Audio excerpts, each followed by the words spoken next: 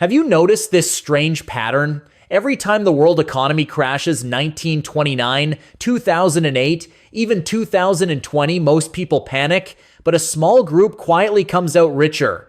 Why?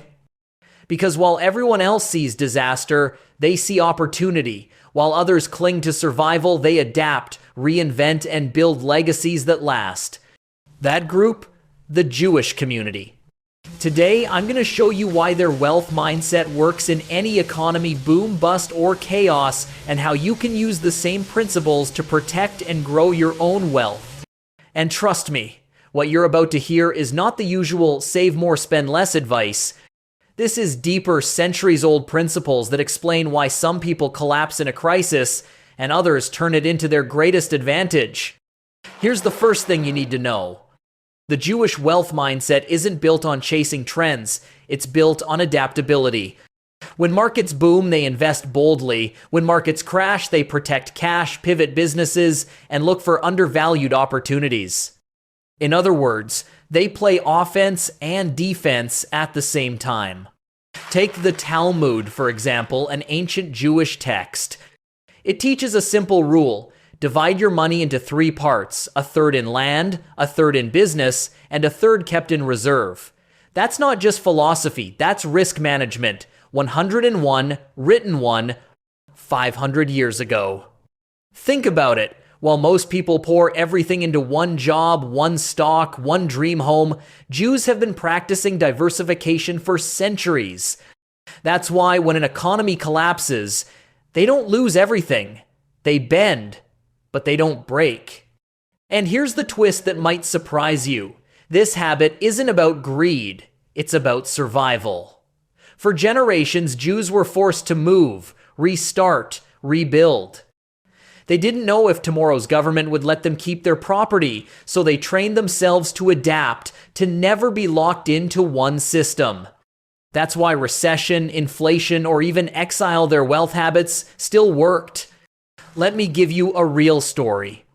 In 2008, when the housing market collapsed, millions of Americans lost their homes and savings. Most people froze terrified, waiting for things to go back to normal.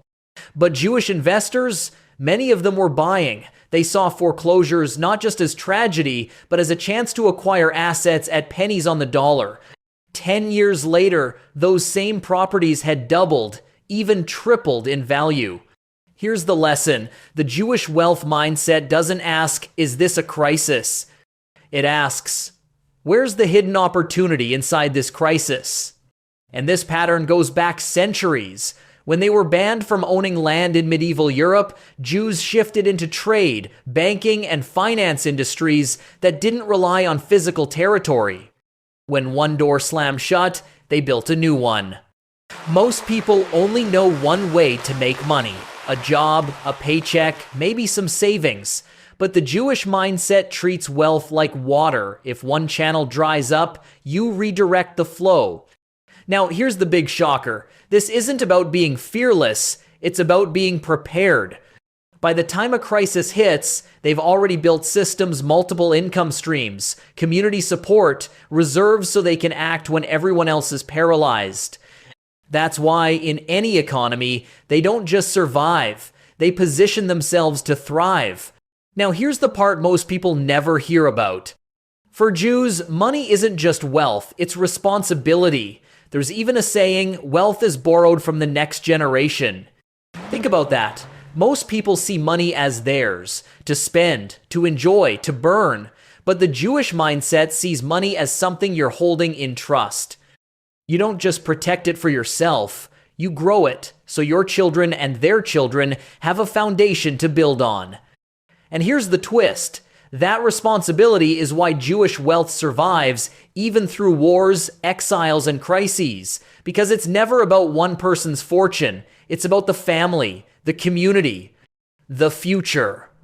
Another overlooked habit? The Sabbath Effect. Once a week, Jews stop working. No business, no trading, no deals. Just rest, reflection, and family.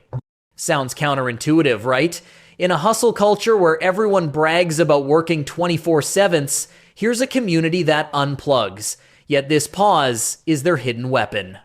It protects mental clarity, prevents burnout, and sparks creativity. In fact, many Jewish entrepreneurs credit their biggest breakthroughs to insights that came during Sabbath rest.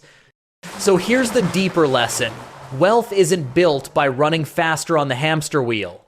It's built by knowing when to pause, when to reset, when to see opportunities others are too exhausted to notice. That's why the Jewish mindset works in any economy, because it's not just about tactics, it's about philosophy. So here's the truth. Economies rise, economies fall, booms come, busts follow. But the Jewish wealth mindset, it doesn't just survive the cycle, it transcends it. Because it's not about chasing the perfect investment, it's about adaptability, responsibility, playing the long game across decades, even generations. And that's why it works in any economy. Now the real question is, which part of this mindset will you start applying today? Will you diversify like the Talmud teaches, rest like the Sabbath, or think generational, not just personal?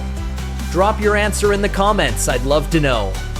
And if you found value in this, don't just keep it for yourself, share it. Hit that like button, subscribe, and check out my next video, where I break down the 3 most misunderstood money principles that keep families broke. Trust me, you don't want to miss it.